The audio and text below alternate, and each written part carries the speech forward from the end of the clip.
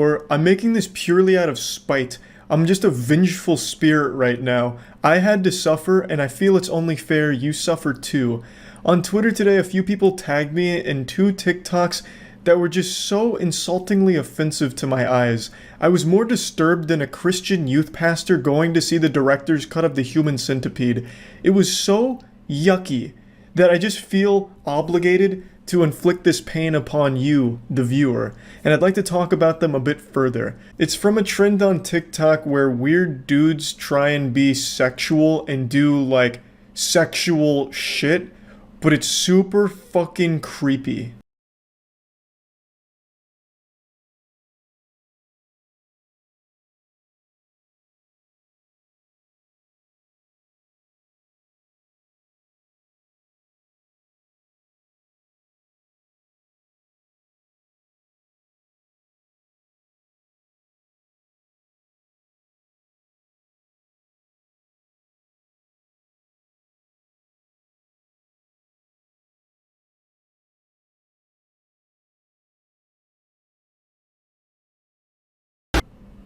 Yeah, I mean, you know, who doesn't love a video like this?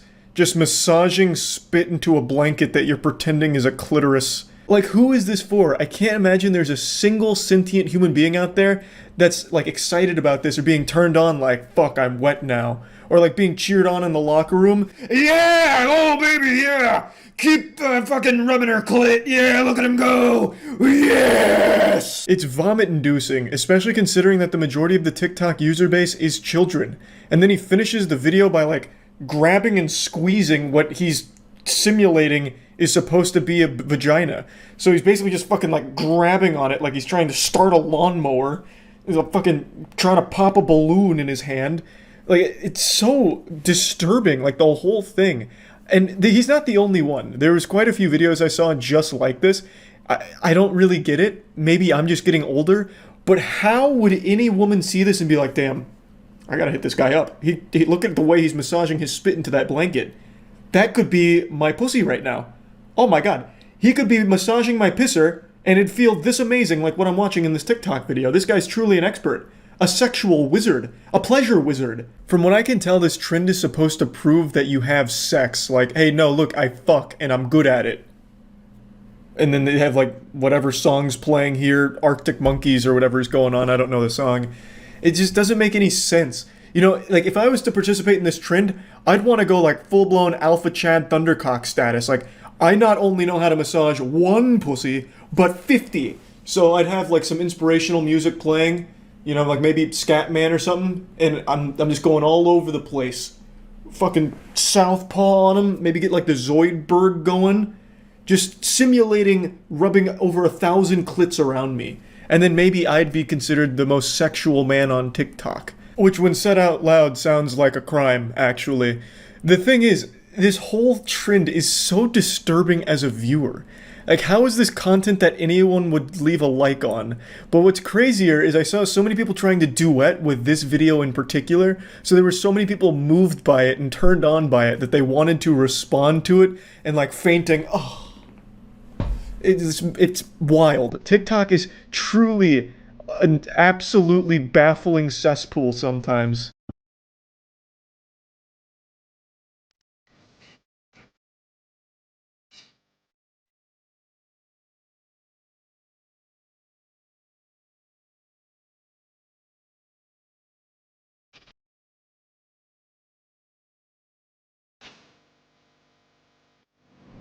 Why? Just why?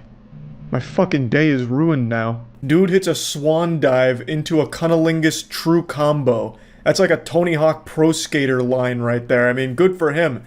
You know, connecting all of those tricks together. And he sticks his tongue out and his tongue is like 20 feet long. Which I think is supposed to be like a turn on for the women that we're watching. But I just feel like it'd be more of a detriment than anything. Because if this man goes to eat some vagina, he's also going to be eating butthole by accident. Like, his tongue is going to wrap around her like a G-string. It's going to be like tentacle porn, but with a tongue. So I don't think it's, like, necessarily the best thing in the world to have a tongue this long. Especially not for him in particular, because when you're going to administer the doctor-recommended dose of vaginal eating, you'll just get a taste of ass, too. It's like, oh, God, babe, why does your pussy taste like shit? It's like, well, you know why. Your tongue is fucking deep in my colon right now. How do you not realize that? But I don't even understand, like, this doesn't even show that you're good at sex, which I think the whole trend is supposed to. Because who the fuck is like, hey babe, you ready to bang? You ready to make a bedroom ham sandwich? Alright, here I come. And you do like a cannonball onto the bed, and then you just start like. But yeah, I just wanted to show these two videos from the trend here because I had to watch them, so I thought it was only right that you also had to experience this with me. So, an officially licensed, endorsed school prank from the school to the students. You think of some lame shit like, oh, your backpacks aren't allowed in the hallway today. Just kidding, you can keep them there. Oh, you're getting out of class 5 minutes early today. Just kidding, big prank. You're actually staying late. We're doubling homework and slashing all your tires. You think of trivial, dumb pranks like, you know, the fellow kids shit like, does anyone else Big Chungus? Signed the principal. Bad pranks. But where there's one school a few years back that pulled the ultimate prank that makes every other prankster in the world look like fucking amateur limp-dick losers in comparison. The prank was, for their pep rally, it was a high school, they invited a select group of students to the basketball court, they blindfolded them, and then they were made out with. The students were under the impression they were making out with another student in their class, but it turns out they were making out with their parents, their actual mommy and daddies.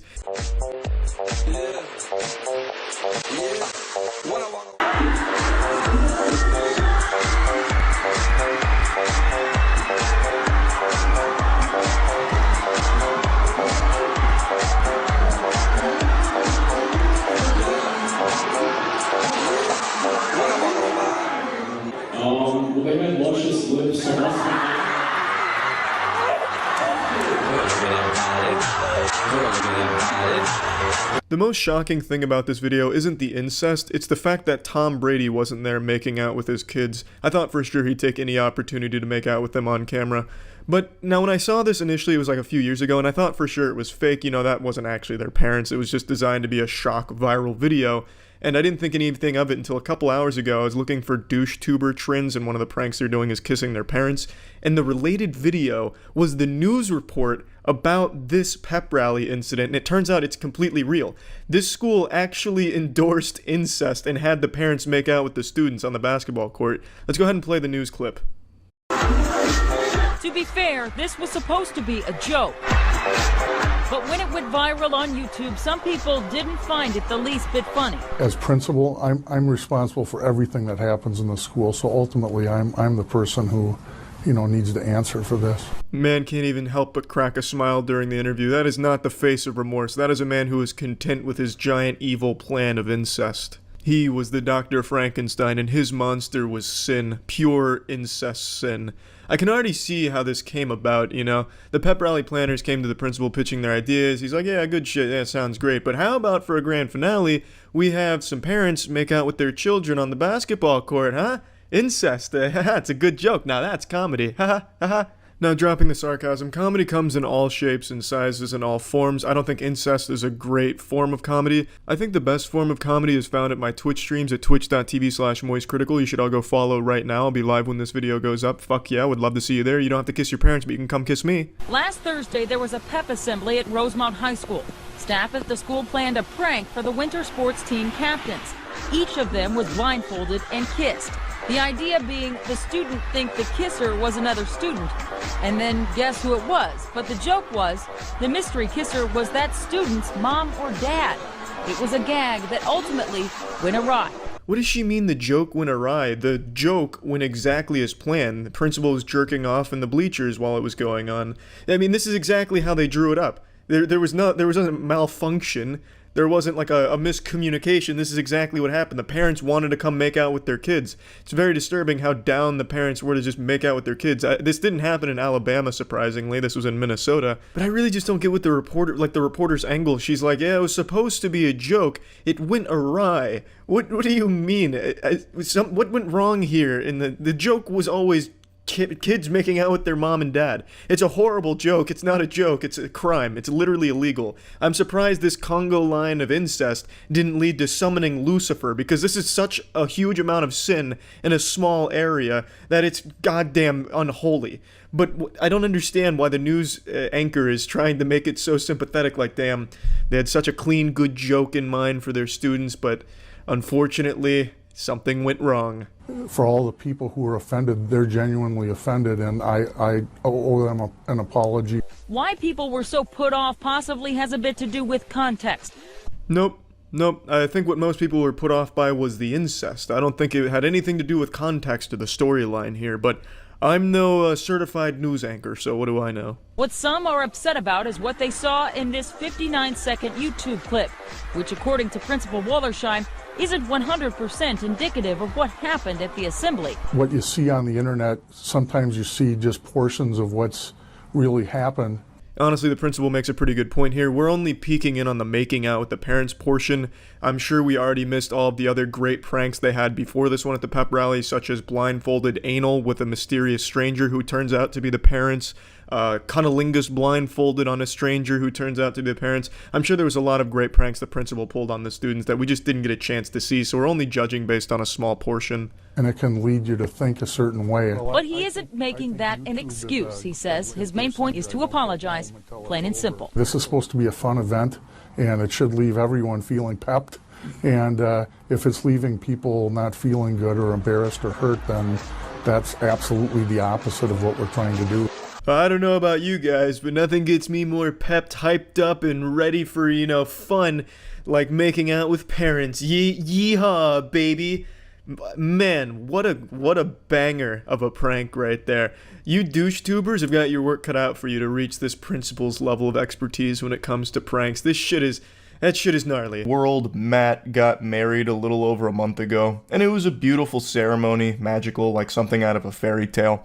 And yesterday, this same Matthew from the riveting story I was just telling about the wedding sent me an interesting video that is truly horrific. The cringe is unbearable, but it's actually a video I saw a long time ago and completely forgot about, as if I was neuralized to remove all the memories of it because it was so painfully cringe. Hi, I'm Shannon. I've known Tracy for, oh god, I think so. So I started the North Store at 2:30. Yeah. So I don't quite know Anthony that well, but Tracy talked about you like nonstop. Seriously. It already gets off to a thrilling start here with her doing an internal abacus in her head to calculate how long she's known the bride.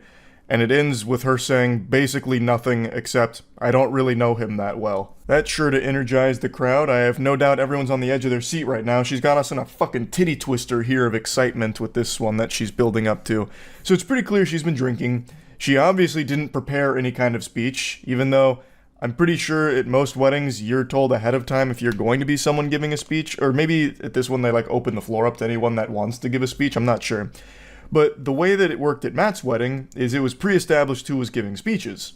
I wasn't one of them. I really think having me give a speech at an emotional event would really ruin the mood. Not because I'd say anything foul, like I wouldn't go on some kind of spiel about marriage being a scam and ruin the atmosphere, but I just feel like the way that I speak doesn't lend itself super well to an emotional scene where people are crying over how sweet everything is. I'd get up there with the mic and just be like, yeah, so I've known Matt since middle school, and him and Monique make a really good couple. They're a really strong team, like Connor and Abby from Kubik's Robots for Everyone. Highly underrated show. But anyway, this has been a fantastic hootenanny. Really wonderful. Yeah. And she'd be like, I mean, you do that. I'm like, I don't care. No, just kidding. Just kidding. Just kidding. You guys are so cute together. I swear to God, you guys are hope. The longest, seriously. Till death do us part, Anthony. Seriously. You better take care of my girl. Because if you don't, I know where you live. The side-splitting comedy routine here from her Netflix special is slaying. She's absolutely cooking up there, and the crowd is loving it. Just kidding. But yeah, you guys are so cute. Like, you're part of the family. I swear to God. Like, I'm not gonna be racist, you guys. I'm just saying, okay? Oh, thank heavens, I was worried she was going to get racist for a moment. Luckily, she clarified to everyone in the room that she is not going to get racist. We can wipe the sweat from our forehead now. Shannon has made it very clear she's not going to be racist. So, that's good. I'm gonna be racist, okay? No, just kidding, just kidding, just kidding. Luckily, she wasn't racist, so huge applause for her. She's doing a great job.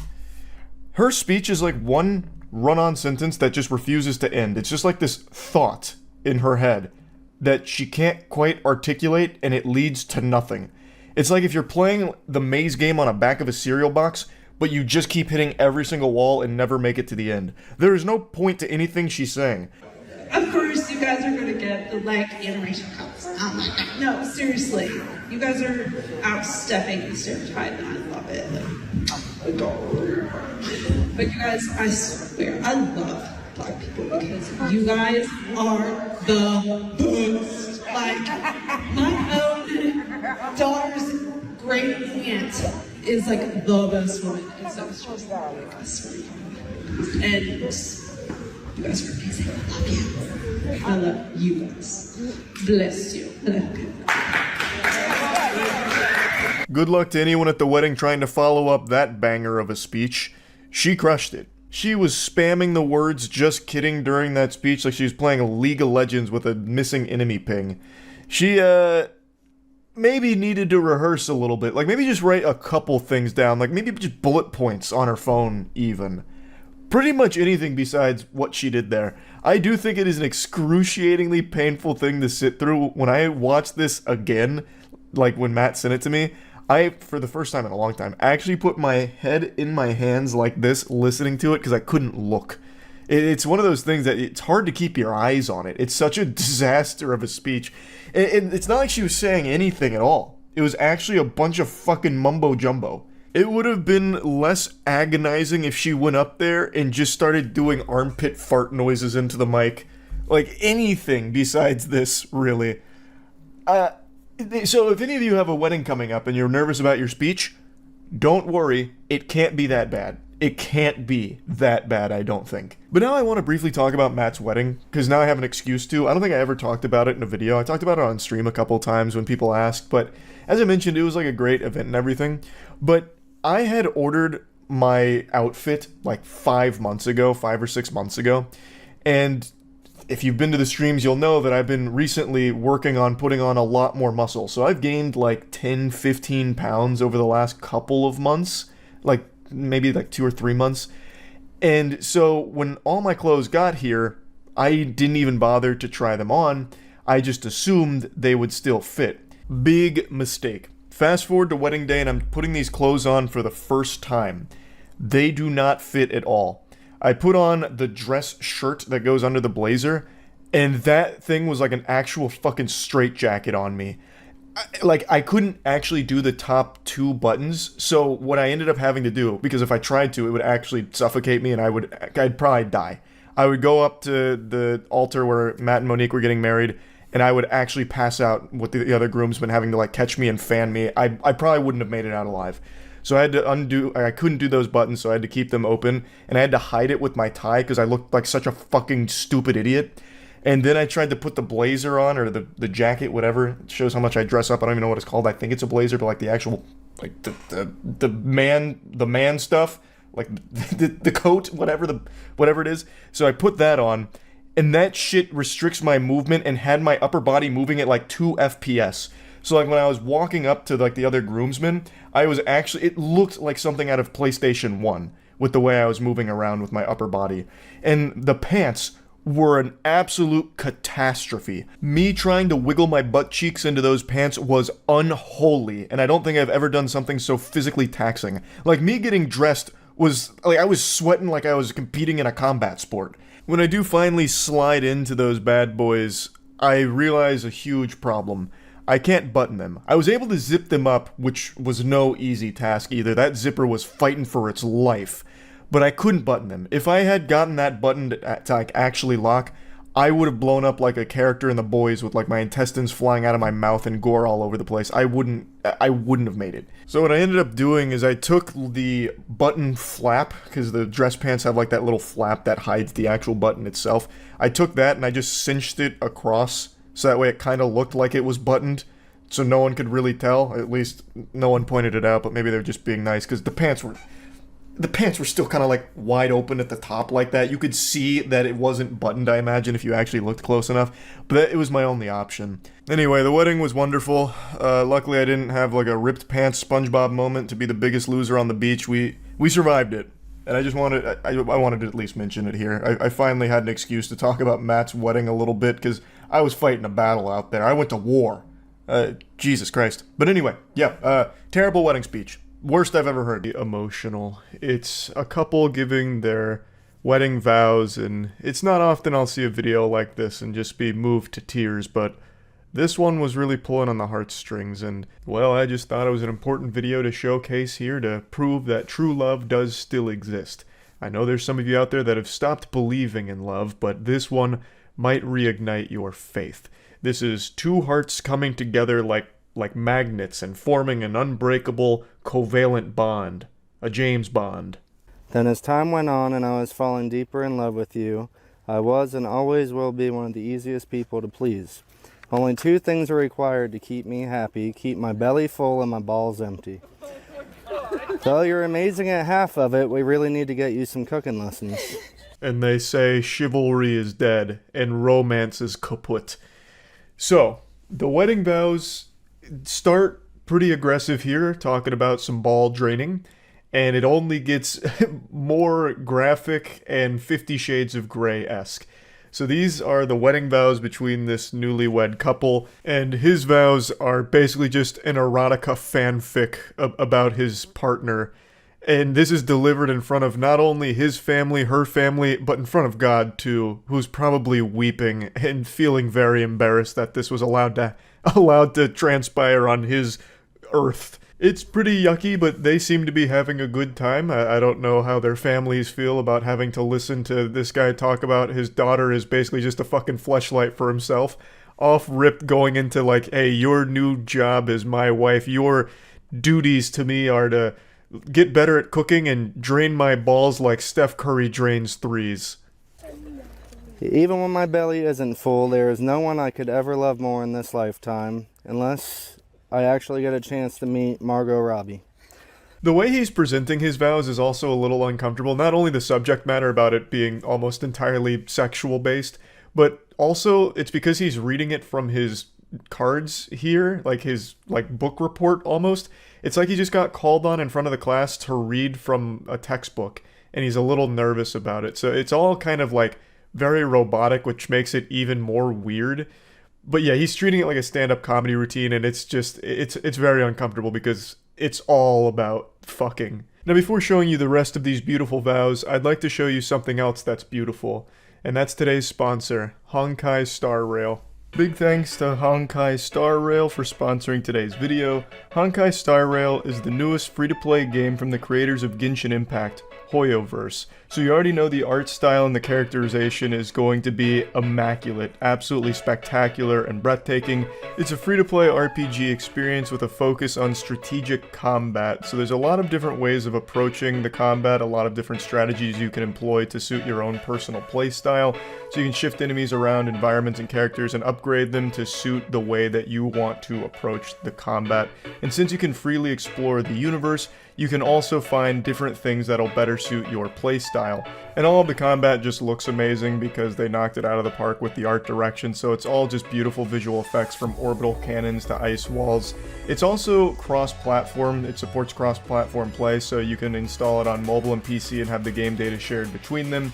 So if you're interested in trying Honkai Star Rail, you can click the link in the description below to get started on your adventure. Big thanks again to Honkai Star Rail for sponsoring the video. Well, today I'm taking a step further and giving you my last name, the last name of champions. No one deserves it more. With you and the girls by my side, I feel like I can conquer anything. Y'all make life worth living, giving every breath of every day a purpose. Life gets even better when the kids fall asleep and you tell me to come to the bedroom. Nothing's better than the sound of gagging and headboard slamming. Michael. He went a good 20 seconds of actually delivering heartfelt, meaningful statements in his vows, like very sweet sentiments, and then immediately into gagging and headboard slamming. Hell yeah, brother. And then that was his mom up there that said Michael, as if she was about to go over there and discipline him, like pull on his ear or wash his mouth out with soap. Now, watching this is actually very interesting because it's so sweet. And I've always seen a lot of these wedding videos go kind of south where like one of the best men or whatever delivers a really cringe speech. Luckily that's not the case here. No cringe to be had on this holy day. But I imagine flopping at either your own wedding or your best friend's wedding with a turbo dog shit speech is one of the worst feelings on the planet.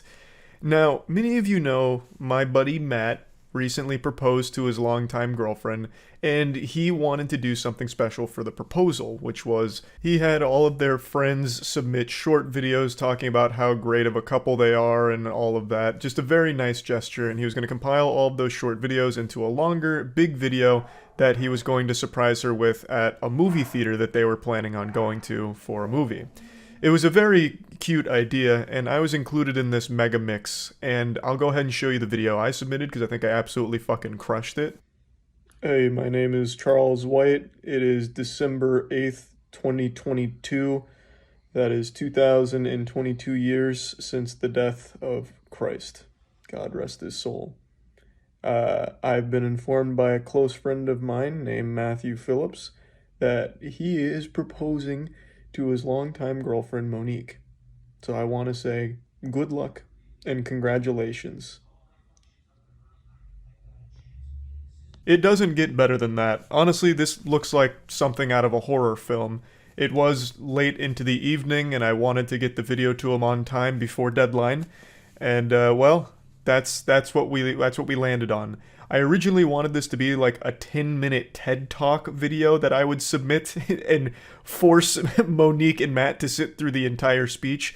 It was going to be all about how marriage is actually a tool that was developed in Area 51 in order to mind control the populace. But I decided I'll show mercy and just do a quick 20-second blurb. But anyway, the reason I'm showing this is because Matt and his longtime girlfriend are getting married, and at the wedding, I don't know if I'm supposed to give a speech or not, but if I am, I can only pray that I'm able to give something as inspired as the speech you're seeing from this guy right here. Everyone keeps telling me that marriage is going to ruin a lot of things, but I feel that's only if you let it. You will forever have my heart, and that's a promise till death do we part. P.S. Since you're so good at making decisions like marrying me, you can choose whether tonight's going to end with being a toaster, strudel, or a Twinkie.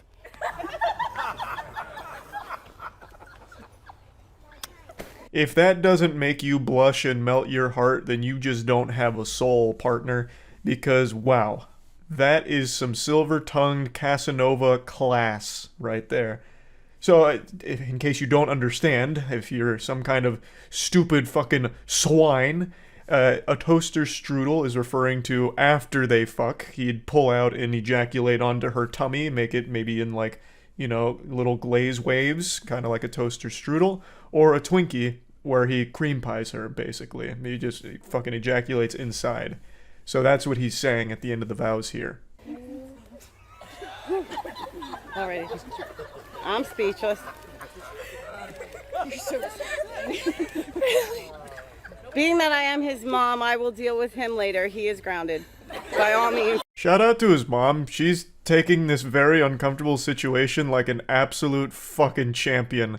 What a good sport here. She's like trying to dissipate all of the cringe in the atmosphere here as best as she can to diffuse it. And there's only so much you can do, really. But the two of them seem happy, and I guess that's all that matters. But I really just have to say, why do this in front of all of the family members of not only you, but her? It's literally just kind of saying in front of all of them that the main thing you care about with her as your partner is sex and not much else. There's a couple of moments, like glimmers of hope, where he does say heartfelt things, like very sweet things, but it's ephemeral. It's immediately overshadowed by going into headboard slamming, gagging, ball draining, nutsack draining, fucking cream pies and all of that. So I just feel like it probably wasn't the time or place for this routine here. Just seems a little trashy, especially because I'm pretty sure their kids are also there, as well as like obviously other kids of the families there having to listen to this really uncomfortable shit. So just kind of awkward, honestly, at the end of the day. But yeah, anyway, just wanted to talk about this a little bit. Pathetic things on the internet. I feel like I've seen it all. I'm like the Oracle from the Matrix. Nothing surprises me anymore. Yet, today I bore witness to something so tragically embarrassing on Twitch that it's making me reflect, and it's put me in a very somber state. I feel as though I'm at a funeral service. A streamer invited one of her mods to hang out with her in real life, and then did a stream that was an hour and 25 minutes of agonizing, miserable, inhumane torture. Waterboarding would have felt more pleasant for this mod, I imagine. She spends the entire stream basically just insulting him. He is the butt of every one of her jokes, and she kind of just reduces him to a spittoon for her and her chat to spit in and make fun of. Now, I think punching bags get treated with more respect than this guy did, and it only got worse the longer the stream went on. She had a donation goal where if the stream gave her $500, she would kiss him. Oh god, fuck. I'm sorry. Sorry, one more shot, guys. Dang. If you ever want to get drunk really fast, just have to kiss Dilly, you'll be fucked up by the time the night's over. That is soul-crushingly mean-spirited. That is downright diabolical. Saying if you want to get drunk, just try and kiss Dilly, you'll be fucked up by the end of the night. Saying that you have to be hammered to want to kiss this guy. And this is the attitude for the entire stream, so she makes it pretty clear that she can't really stand to be around him unless she is extraordinarily drunk, so the whole time she is drinking throughout the stream. They reach the donation goal, so now she's obligated to give him a little smooch.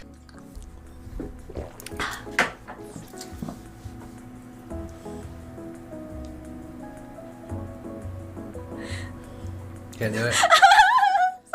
It's okay. Can you come closer? Okay, this close? Okay. Yes! Okay. Whenever you're ready. Can you pucker up? Pucker up! This is I have small lips. You just snotted on me. You just snotted on me. This is why Allie. You went, and the little snots went on my leg. It did? Yes. I'm so sorry. It's okay. Oh my god. Alright, come on. Okay. Sorry. I need to wash my mouth. If I was watching a hostage video where someone had kidnapped my grandmother, threatening to slit her throat unless I paid the ransom, I would honestly find that video to be less cruel and more humane than this Twitch stream I just watched. This is absolutely brutal. My heart breaks for this guy. I don't know who he is. I don't know what he's done to deserve this, but this is like a divine punishment here. This whole thing was her idea. This was her donation incentive.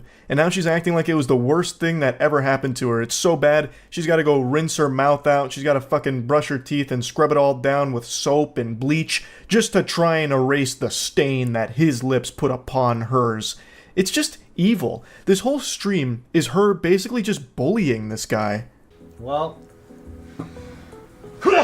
Jesus Christ. Well. Are you okay? I'm good. Okay. I'm back, guys. Sorry. I'm good. I'm good. She's putting on this big song and dance about how gross and disgusting this was, when it was her idea. She's doing this just to make him feel even worse, and put on a show for her chat at this guy's expense. Like, oh, this loveless loser virgin flew all the way here, and oh, I just had to kiss him. Like, that's so mean. And this should be a wake-up call to her chat that, like, donates money to her under this idea that she's going to like them or something like that, or parasocially donating to her because they think that they're going to be friends or even more than that. This should be the biggest wake-up call. Your third eye should be fucking beaming from your forehead right now with this out there. This is her mod, someone who literally, like, does a ton for her. And this is how he's getting treated in front of everybody.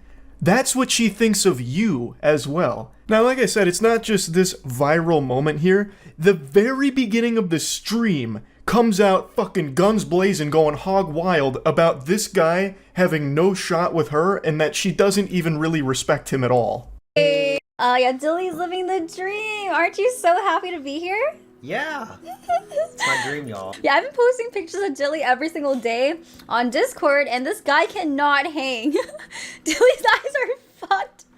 It's because I have cats and he's allergic, and he has allergy medicine. Doesn't he look like Gru from Despicable Me? Sorry, every time I see Dilly, I just start laughing. This is the very beginning of the stream. This is chapter 1. It's not even chapter 1. This is the prologue. And she immediately comes out of the gate saying that he looks like Gru from Despicable Me, and she can't help but laugh when she sees him. The stream doesn't even make it 5 full minutes without her making sure to insult him in front of everybody. He's just getting publicly flogged immediately. She is flaying him alive throughout most of the stream. Again, this whole hour and 25 minutes is basically just make fun of Dilly, and let the chat make fun of Dilly too. It's so mean-spirited. And this guy, again, I don't know anything about him. He wasn't even creepy or weird or awkward. He seemed like just a very normal guy. He even seems pretty nice and really not weird. Yes, he does come across as like a little lonely and a little socially shy, but there's no like red flags or anything alarming about this guy at all. This must have been hell on earth for him to not only get invited out by the person that he clearly cares about since he mods for her, but to go there and then just be perpetually insulted directly by that person and the community that you mod for, having all these tomatoes thrown at you throughout the whole thing. And on top of all of that, be surrounded by cats which trigger his allergies. The misery must have been indescribable. Like, I'm getting parasocial with it because I actually just really do feel bad for him here. Like, brother, come on. Have some more self-respect. Have some more confidence. You deserve it. You deserve better than this treatment here. That was just so mean. Now, I already know the cope. I know what the excuse is going to be. Oh, she's clearly just pushing his buttons. They're just joshing around. They're very close friends, obviously. But I don't get that impression at all. These aren't jokes I would tell to even my best friend Matt, who I've known since middle school. A lot of what she says to and about Dilly is just downright nasty. I would never say to Matt, like, the only reason, you know, your wife ever kissed you is because she must have been blackout drunk and forgot what you looked like or something. That's just so fucked up. And, like, she makes statements like that pretty often throughout this stream. These aren't really jokes. She is just insulting this guy as much as possible to make him a laughingstock for her stream. Cute couple, baby, are not dating. I did not claim this. Yo. Sorry, that's so mean, but don't claim it. So yeah, 1 hour stream, so every minute counts.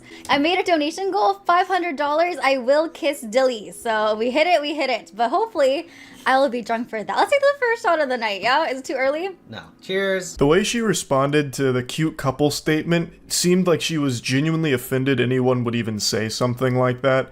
Now, keep in mind, she's still sober right here, so this is still her insulting him with the training wheels on. She hasn't even taken the gloves off yet. It gets really bad shortly after. I made all the boys go with Dilly to help change his pants. So I think Dilly threw away his chunky throat pants in the trash. Dilly had the same size hands. No, oh my god. You have baby hands. No way. Yeah, we have the same size hands. That means you have a small dick. The astute observers out there will have noticed that I put the stream to 2x speed during her story times, and I'll openly admit to it. The reason is because it was genuinely painful listening to her tell those stories because it's just shitting on Dilly. She's putting him on blast as frequently as possible, sharing his most embarrassing moments, so giving his lowlights. Here's the worst of moments with Dilly. Here's what Dilly did that was so embarrassing last night. You guys need to hear this. It's just, again, so unnecessarily mean. And then, of course, she has to do something about penis size, so she says, we have the same size hands, which means you have a tiny dick. Your hands aren't even the same size. His hands are visibly bigger than yours, but again, this is just being rude for the sake of it. Nobody is meaner to tier 3 subs or Twitch mods than the streamer themselves, it seems. She is so much nastier to her mod than anyone on Twitter has ever been to any mod for any streamer ever. Now, there are a couple times in the stream that she says that they're good friends, so it's all, you know, in good fun. And what a load of dirty barnacles. I think she says that to try and convince Dilly, and Dilly, he believes it. Dilly's bought into that fantasy. This does not strike me as two people that are friends. This strikes me as her using him for content, as a punching bag. That's what this all seems like. No friend dynamic is like this. No friendship goes like this. Of course you're going to joke around with your friends, you're going to get mean with your friends, but at the end of the day, you're close, and you know that there's no actual bad blood or malicious intent there. I do not get that vibe from this interaction at all, because it is unrelenting for an hour and 25 minutes, and what I'm about to show you here, I think is the most foul thing that she said throughout it. Oh my god, so either go back with my ex or get with Tilly for 6 months. Fuck. Okay, so in case you guys know, or don't know, I don't want to say his name out loud. This ex fucking traumatized me. He had a gambling addiction, drug addiction, porn addiction. Like, he actually fucked me up, okay? So either go through like trauma and emotional abuse or date Tilly for 6 months. Trying to get back with my ex. Okay, next question. Is it true that It's in 2x speed because, again, she was going on a montage of degrading him. And then it got to that question. Would you rather get back with your ex, who apparently traumatized her, or date Dilly for 6 months? And she chooses her ex. And then just laughs it off. She would rather be in, I guess, this emotionally abusive situation that she called it, and be traumatized, than be with Dilly for 6 months. Why would you even answer this question in the first place? That is so fucked up. I was stunned when that came around. Like, she knows Dilly is clearly interested in her romantically, and yet she uses that as the butt of the jokes. Like, half of the stream is making it clear that she feels she is so out of his league, so superior to him, that the comedy is that people would even suggest there's a chance. So this question rolls around, and she's like, oh yeah, I'd definitely just go back with the ex. Definitely wouldn't go back, or go with Dilly for 6 months. I'd rather be emotionally abused than spend time with this guy. In front of his face, too. The guy who basically does work for you on your streams by modding, who has also now gone out of his way to hang out with you in real life, and on your stream for your content. And now he has to sit there and hear that you would rather be emotionally abused and traumatized than date him for 6 months. This guy who obviously cares about you. I can't even imagine what a statement like that must feel like to hear. And he has to keep himself composed because she's broadcasting all of this to her audience publicly. I've never met anyone that I've had any kind of relationship with, a friend or even an acquaintance, that has said something that even teeters on as mean as what she just did right there. And she did it right to the face of someone who very clearly cares a lot about her. Now, she laughs it off and moves on to the next question, and I think Dilly has been brainwashed by her into thinking that he's a good friend of hers. But Dilly, I'm just going to hit you with the cold water. Friends don't treat each other this way. She is treating you like a subhuman pile of garbage. Me personally, I would not hit. So, yeah, there is a right or wrong answer. Well, me personally... How about you rate me first? 10 out of 10. Oh, fuck, you know, I'm not gonna rate. I'm just gonna drink. That means I'm a 6. It's okay. If it was a 6, I would have said that out loud. Oh. Anyways. Again, it's just an absolute flurry of disrespect from her towards Dilly. But I wanted to show this clip here at the end because I think this is a great summation of how this whole experience went, where he rates her a 10 out of 10, and then she refuses to rate him, so he playfully is like, oh, okay, that must mean like I'm a 6. And then she didn't have to say anything. She could have just moved on to the next question, but she went out of her way to let him know that that's not the case. So she says, if it was a 6, I would have said it out loud. Anyway, just trying to take another little stab, drive the dagger deep inside of his heart here to let him know that he is beneath her. He's not a 6 to her, and he needs to know it. It's so unnecessarily mean. It's just being an asshole and nothing more. She puts him down every chance she can find. She attacks every single one of his perceived weaknesses in her eyes, and is doing everything in her power to publicly humiliate and degrade him. It is not friendly. There is nothing jovial about this whole stream at all. It is mean-spirited and just really fucking sad. Like I mentioned, there was a couple of times she tried to cushion the blows, like, oh, we're such good friends, this is all okay. And then when one of the questions during Truth or Drink is, what was your favorite thing about Dilly? She says that he's nice, and that he's like just super nice and not awkward. Those are the only couple of instances where she wasn't just shitting on him. And I think she did that because she could see from the chat that people were dogpiling onto Dilly, and it is just a really uncomfortable stream entirely. How likely is it for him to pick up a girl tonight? I'm gonna answer this honestly. Honestly, you're not getting shit. I think maybe a girl be down to dance with you, you know? That's a win. But there's no way, I don't think you're getting any girls' numbers. Or going home with, I'm gonna say it's a 0 out of 10. Well, obviously I wouldn't bring anyone back here, but... I would let you. I'm a good friend. So if you want to bring a girl back here, you can. Wow. But I'm just being honest, I don't see it. Prove me wrong though. You know, prove me wrong. I was perfectly content to not show you any more clips from the stream. I was just about to end the video, but then I remembered this moment, and I just had to showcase it. Even if it's not directly about her, she won't even let him think he has a chance with any girl, for that matter. None. Like, he's not even allowed to go into the club with a good mindset. They're going to a club later this evening, and they were getting hype for it. Like, chat was asking, hey, do you think he has a chance with a girl? And this was her response to it. He's not even allowed to have a good mentality going into it because she's already shitting on him beforehand to bring his self-esteem down. It's just bullying. Like, she is just a bully to this guy. It just doesn't end. He's not allowed to breathe for a second, A, because of the allergies that he's subjected to, but B, because she is constantly this miasma of hate to him. Like, it's just so negative. If this was actually any semblance of a friend, she would have lifted him up, like, yeah, you're gonna get some pussy tonight, let's go, let's have a good time out there tonight. That's not what she's doing. She's immediately putting him down. Again, for the millionth time this stream. Who's better looking, Dilly or your ex? My ex. Next question. Do you ever have any feelings for any of your mods, including him? Hell no, that's why they're my mods. Last clip from this stream, I promise, but I thought this was an important one. I have for a long time preached about how awful parasocial relationships are and how prevalent it is in streaming. I think hearing her say this should have snapped a ton of people out of that mentality that just by donating to somebody or modding for somebody in this case, that all of a sudden they're going to somehow develop feelings for you or something. Doesn't happen. It won't happen. And that is not a healthy mindset for you as a viewer to be in. I wanted to put this here because she just says it with her whole chest right in front of Dilly. Again, per usual here for this stream.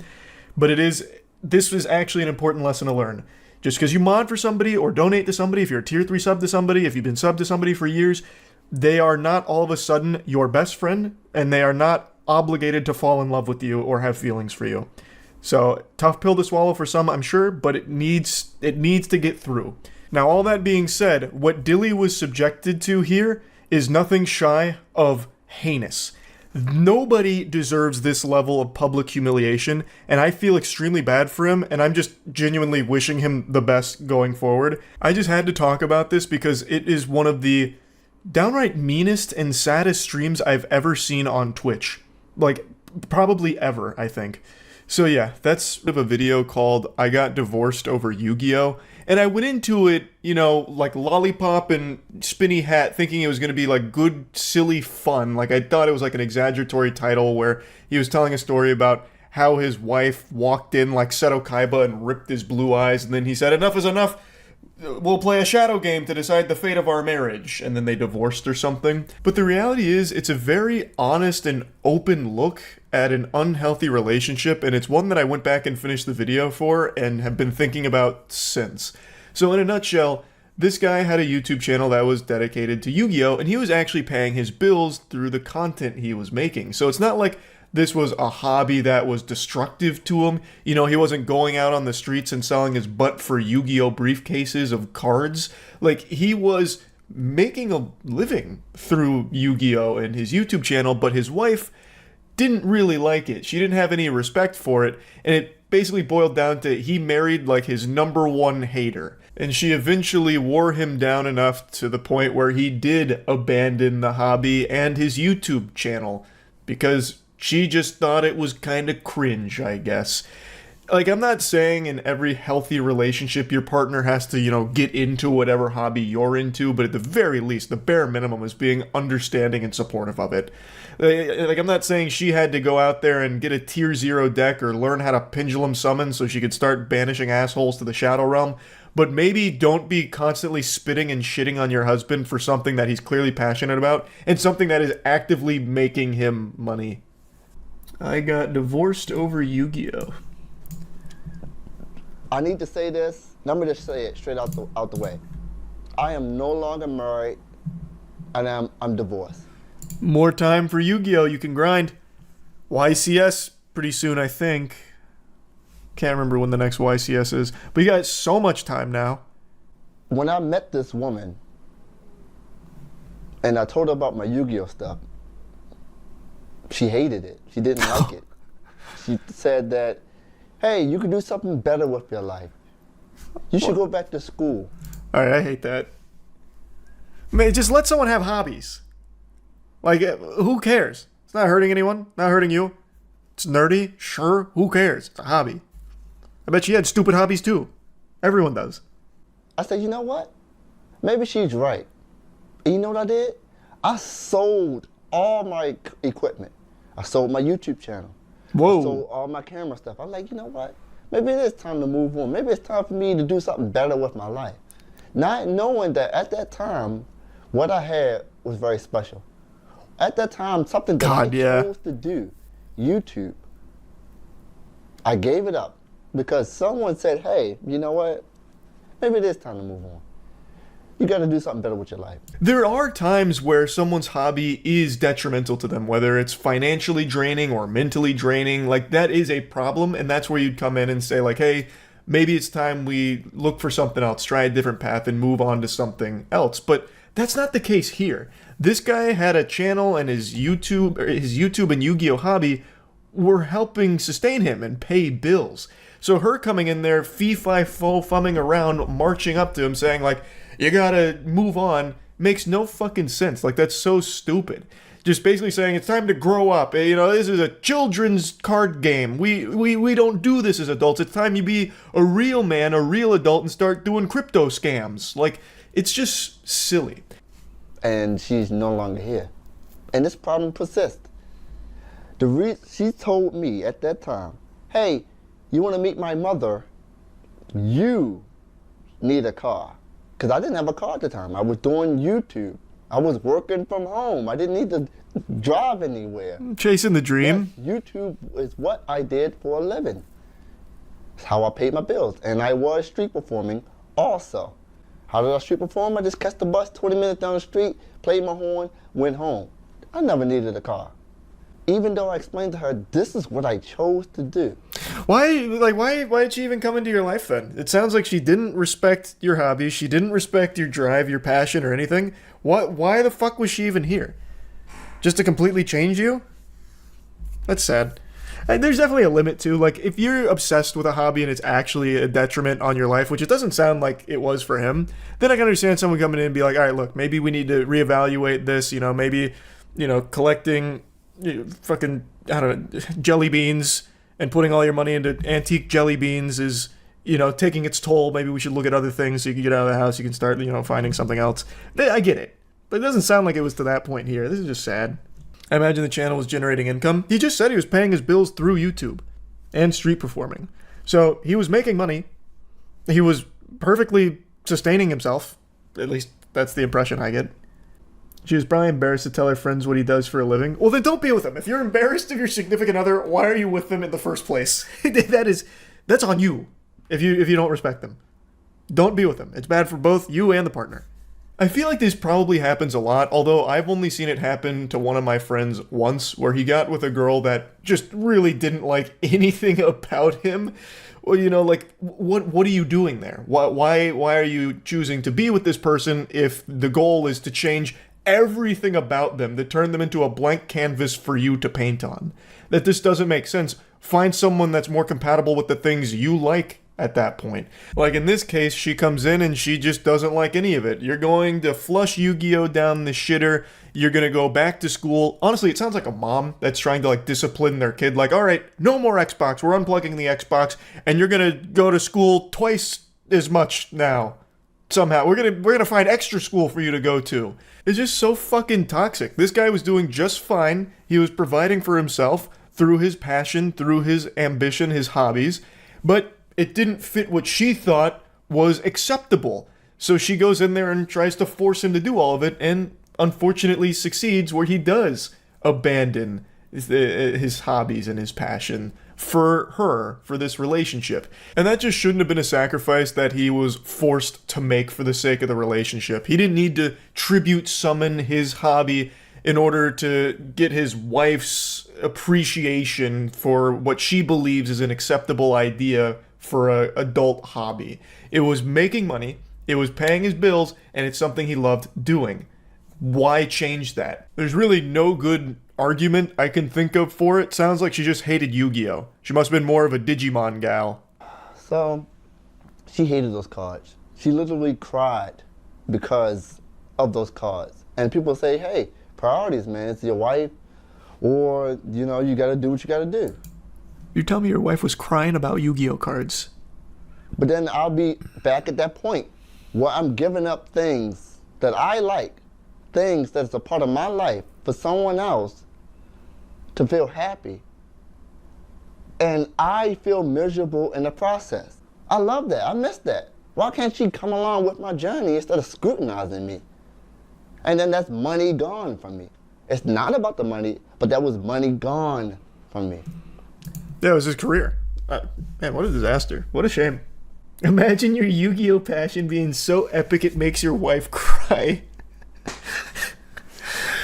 My husband has mastered the shadow games. Damn! Fuck!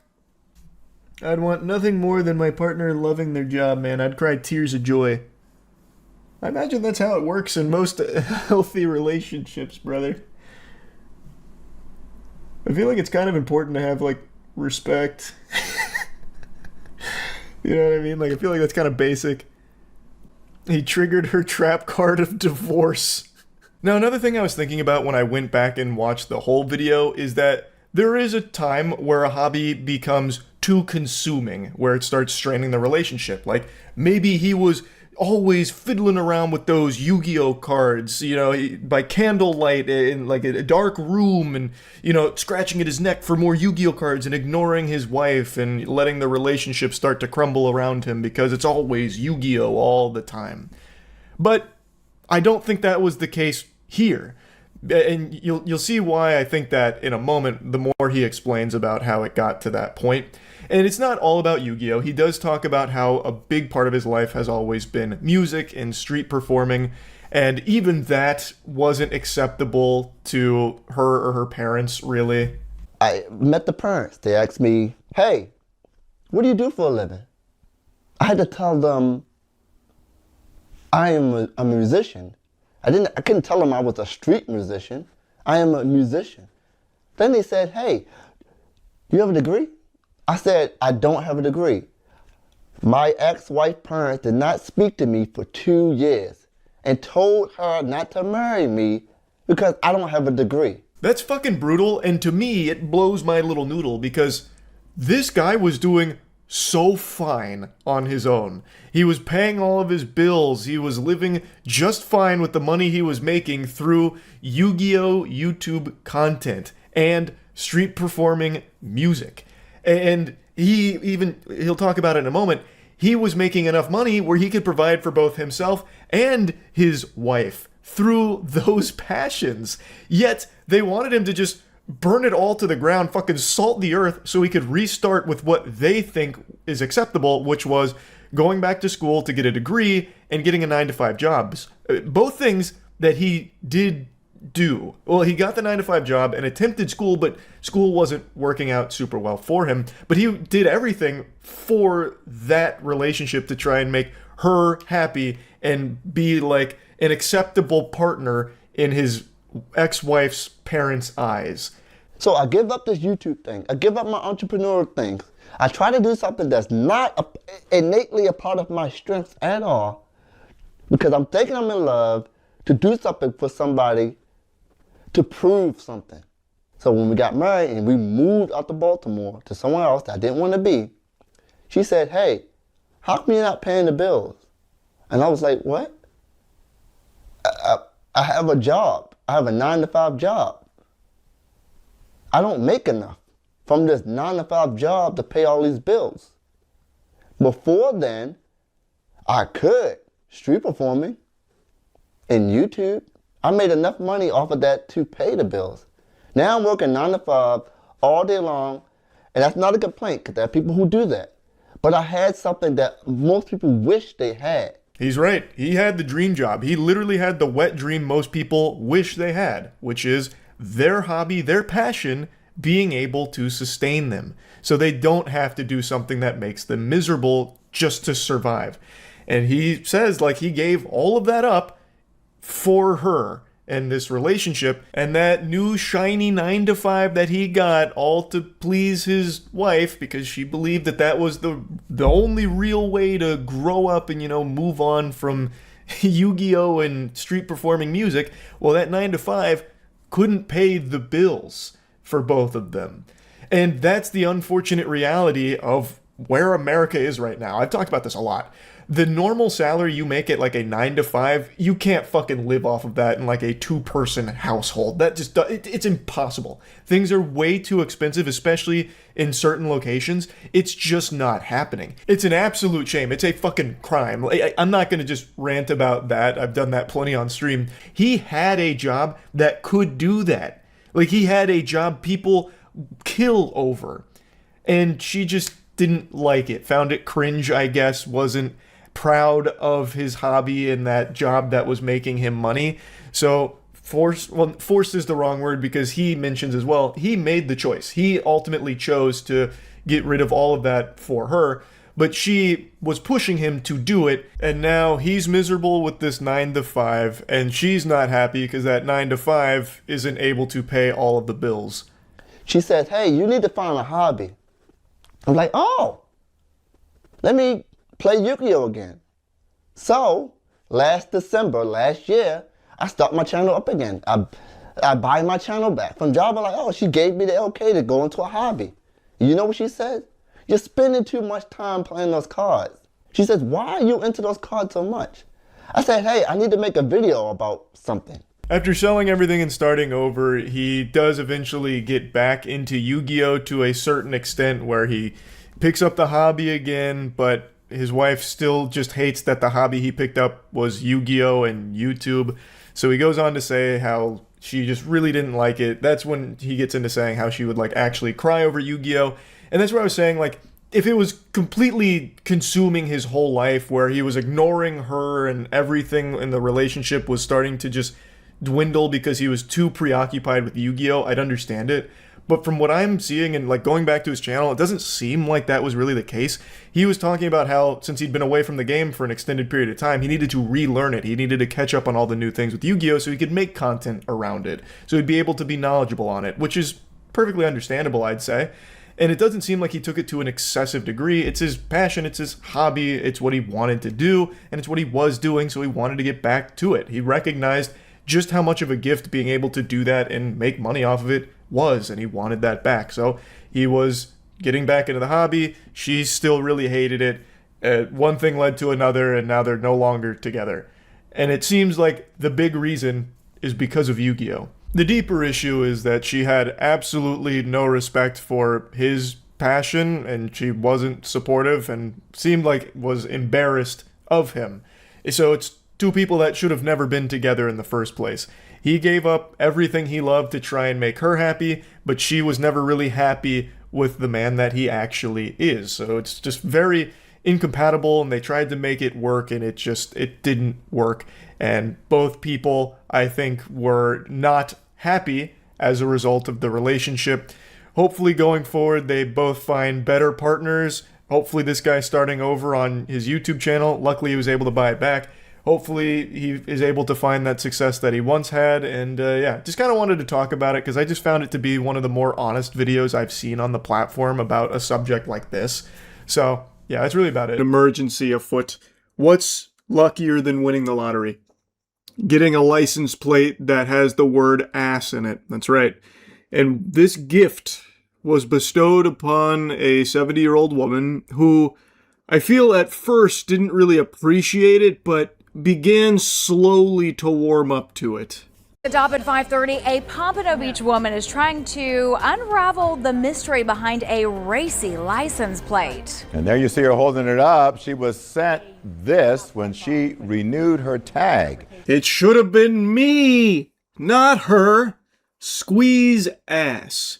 Now, she was wearing a pretty wacky shirt there for the interview that said that she is right now the oldest that she ever has been. So, it feels pretty lighthearted, but when she first received this license plate, it seemed more disappointed than anything. Disappointed, confused, maybe even slightly appalled even, when really the initial response should have been jubilation. To get that license plate squeeze ass is a very rare thing indeed. And I didn't know I was getting a plate. When Nancy Dell'Ostrito went to collect her mail, she got quite the surprise, a new license plate with her vehicle registration renewal. And I looked at it and I said, I don't think so. The plate reads SQZ-A55, but from a distance, those 55s can be read as S's. Well, you get the picture. You bet your sweet bippy I get the picture. Who doesn't? Who doesn't love a little bit of squeezing ass, a little honking on the cheeks? It's a universally appreciated activity. And to be able to proudly display that on your vehicle daily, my goodness, the heavens smiled upon you. I can't fathom getting such a immaculate gift from Santa's workshop and then saying, I don't think so. I was disappointed to see her express that. Squeeze blank. I don't think a woman that lives in a senior community that's going to be 77 years old next month will be driving around with what this plate has to say. But why not? It has something wonderful to say. Let it preach the gospel. Let it sing. Squeeze ass. Now, if this was on purpose, like if you had sent in to have the squeeze ass tag put on there, then it teeters into being a bit cringe. Like I see a few custom plates on the road here and there that are just kind of lame. One of them I saw said Riz. Like that kind of shit is just boo. That's lame. But when you are going on 77 years old and you receive from old Uncle Sam a license plate that unintentionally says squeeze ass, that's amazing. And I'm sure everyone in the retirement center would appreciate the messaging. It's lighthearted, it's wholesome, and it'd be a cool little piece of your identity. Like, oh, there goes Nancy again, I can tell because it says squeeze ass on her vehicle. I think that's fun. I think that's nice. The plates become the talk around her retirement community, especially the men. We were with her when she showed it to one of her 89-year-old neighbors. And this is what I received from the DMV for my new license plate. That's good for 10 years. Good. Florida license plates have been made at a state prison in North Florida for almost a century. Then they're funneled through the county agencies. The prisoner who whipped that one up put an extra dollop of love in there.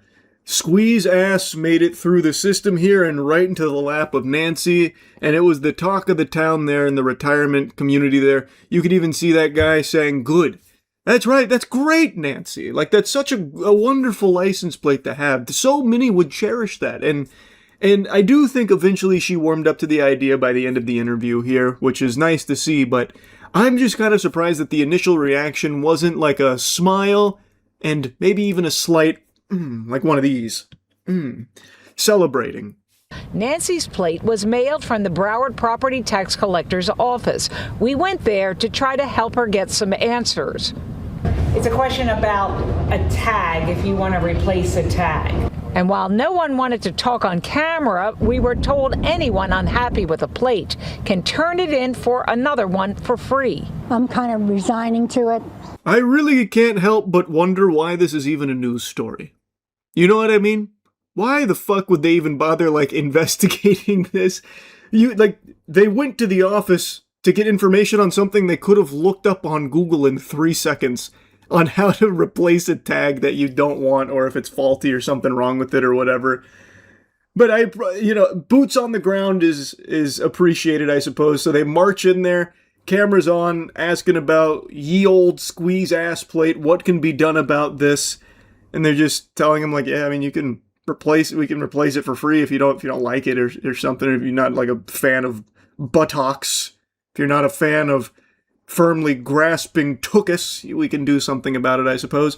But Nancy comes around to it. She said she's kind of resigning herself to it now. I think she's starting to see the light there and what this can bring to the community and how much fun it can be to have such a whimsical tag. And I figured maybe it was just destined to be on my car. So for now, Nancy's keeping the tag, although she is planning to let the state know about it. She'll see the reaction when she goes public with her new plate. I can handle it if I get a few honks here and there. Actually, being over 70, I might like a few honks. Now, full disclosure, Nancy is mother to one of our company managers. Well, so there's the answer. It turns out Nancy is the mother to one of the company's managers, so I'm assuming it went like this. It's a slow news day. What do we got going on? Well, I mean, my mom gave me a call. She got a cool license plate that says squeeze ass. Perfect. We'll be out there this afternoon to get the scoop. There's something kind of oddly sweet about that, to be honest. Like, it seems like Nancy appreciated the coverage, and as she said, you know what? Maybe it was just destiny. Maybe this is like, Batman, encountering bats for the first time. This is, I think, a big moment, and it's something that she even said, maybe there's something to look forward there. Like, if people honk at her, you know what? Maybe that'd be kind of nice. I don't know who would see that license plate and then just start honking like it's a cartoon, like, ooga, squeeze ass, and you just fucking hammer on the horn. I don't know how frequently that would happen, but maybe. I guess it's possible. That would be kind of concerning behavior. That would be like a Neanderthal doing that.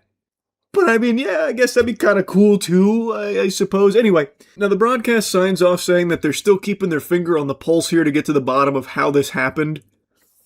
Why? I can tell you how this happened just by chance. Like, it wasn't some nefarious scheme here. In Florida, they use just a random assortment of letters and numbers. This was bound to happen eventually. I'm also confident it's not the first time it's happened. It's just one of the few times it's been covered on mainstream news outlets. Like, I bet there are hundreds, if not thousands of people around the country right now with all kinds of different variations of ass in their license plate. And good heavens, I hate to say it, I dare not, but I shan't resist. They probably have even worse on their tags as well. I imagine they probably do their best to avoid that from happening, but pumping out so many random numbers and letters on these license plates for so long, it's gonna happen eventually. And there are infinite examples to pull from with crazy license plates spotted in the wild. Like this classic, for example, late for anal. Eventually, the owner of this magnum opus did have a license plate change. But the point is, it's not uncommon. There's plenty out there with ass, anal, all kinds of naughtiness on the plates because it's just random. So it's going to roll to that kind of shit eventually. But hats off to Nancy for getting a good one here. Well, for a long time, I've been confused on how to properly masturbate until I came across this video. This pasture demonstrates the correct way of jerking off and the only way that's approved by God. So let's go ahead and watch this together so that way you too can learn the right techniques. I should mention before we begin that he will be using an arrow to substitute for his penis. He doesn't actually whip his cock out for this. However, you can see him after the service for a more hands-on demonstration. I like the way he looks in this right here. He looks like a fucking caveman that first discovered fire and he's trying to show his friends but none of them believe him. I don't understand why he has a bow and arrow at church. I guess that's just standard procedure for some places, but let's just get right into this shit. Of course it hurts. Of course it's fire. Course it's pain. Course it's that's hot. That's hot. God says, shut up. I can handle it. I know what I'm doing. I know what I'm doing. Oh, God, that hurts. Oh, God, I'm so tired. Oh, God, I didn't want to lose her. Oh, God, I didn't want to have that pain. Oh, God, no. Look familiar? It certainly does to Mark Cuban in the back left over there. He's paying real close attention to this, like he's about to perform fucking open heart surgery, analyzing every detail here, every stroke. He's really taking it all in. Now what this fine gentleman has just shown us is the standard protocol for meat beating. He's really illustrated it beautifully here and really captured the essence of choking the chicken. It's as if we're actually watching him masturbate here. From the wounded dog sounding shit to the come down. It's amazing what he's done here. God, you love me so much, don't you? Yes. Oh, God, thank you for what you're making me. You're welcome. Oh, God. I see an opportunity. Yeah, so do I. Oh, God, I see a beautiful wife. Now this is how you're supposed to do it, nice and slow, make it real and intimate. It's supposed to be a personal experience between you and God, so make it that way, you fucking troglodytes. Don't make it some quick, spit and shit, strum and cum routine. Treat your dick like it's the last Cheeto Puff on earth and you're starving. You just gonna scarf down that Cheeto Puff right then and there? No. You're gonna savor it. You're gonna take your time with it. Your dick should be treated no differently. I never dreamed of her. A lot of things you never dreamed of, son. Lots of things you never dreamed of. Oh, you think I can marry her? She's very, very polished. You better get her more polished, son. Hey, God! The little children, I hold my arms. Oh, it's finishing the whole world. Oh, I'm so honored to be their daddy. Yeah. Now you remember who owns them. This reminds me of a really old Whitest Kids You Know sketch, The Slow Jerker. It was about how uncomfortable it is to do fake masturbation slowly. It's comical when you do it fast, but when you do it slow, it just makes everyone uncomfortable. But I do respect this man's bravery to go up here and do it nice and slow. The way he does it in his bedroom is the way he's doing it right here and right now. I also really agree with the message he's sending here. The only time you can really talk to God is when you're playing with your wiener. It's the only way. It's like your penis is a walkie-talkie right to God's frequency, and the only way to keep holding down the button is to be playing with your cock. It's the only way. And I've always known that. That's why when I masturbate, I like to talk to God too. I even have a pre-masturbation grace I like to say as if it's Thanksgiving, and it goes, "Dear Lord, dear God, with one hand on my rod, with this porn on my screen, my dick soon spit cream. It's the duty of my wiener. I'll be baptized in these titties and I'll come out cleaner. Amen." Make sure they serve me. That's why I gave them to you, son. Oh, God. I see a pulpit. I see a pulpit. God says, Not done working on you, son.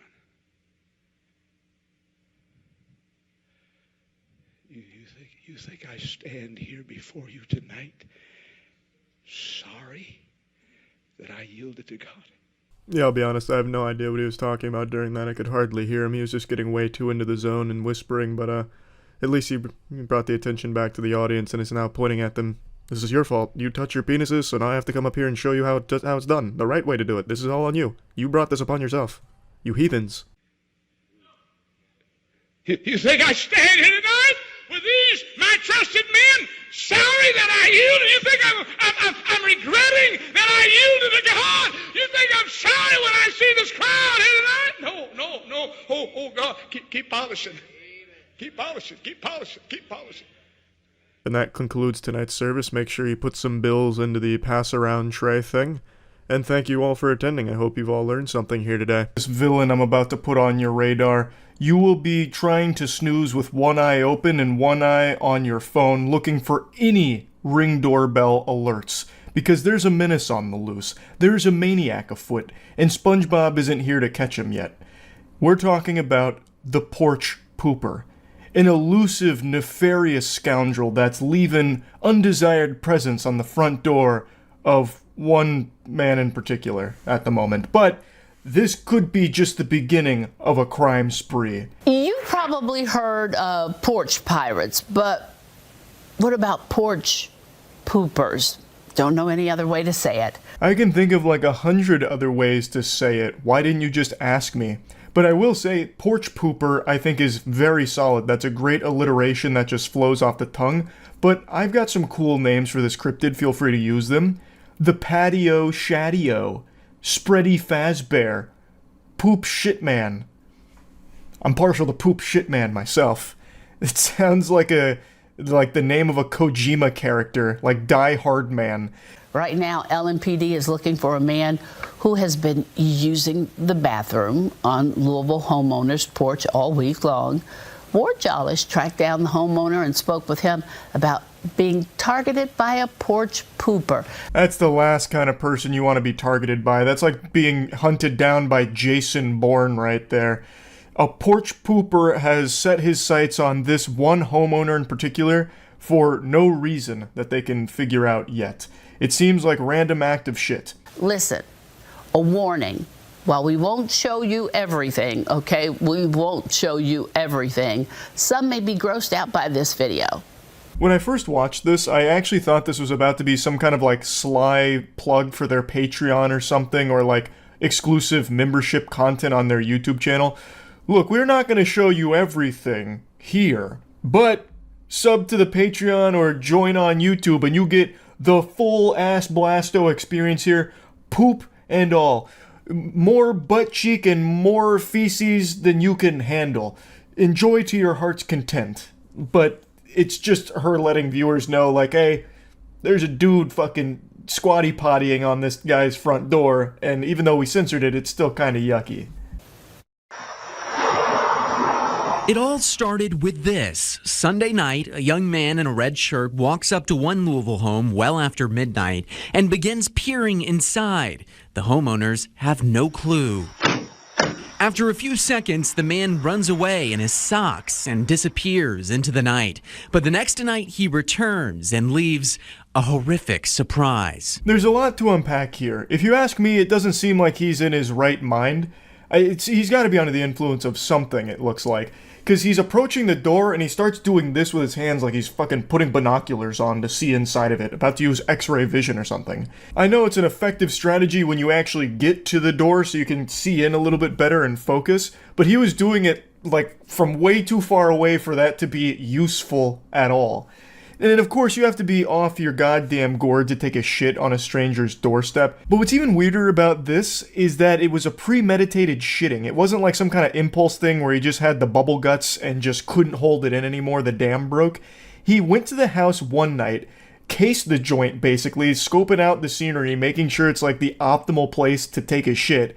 Came back the following night after cooking it up, like charging his alt for 24 hours, and then released the payload. Like, he just took the dump the following night. So this was something that he had planned out from the sound of it. And looking at the footage, he was wearing the same outfit.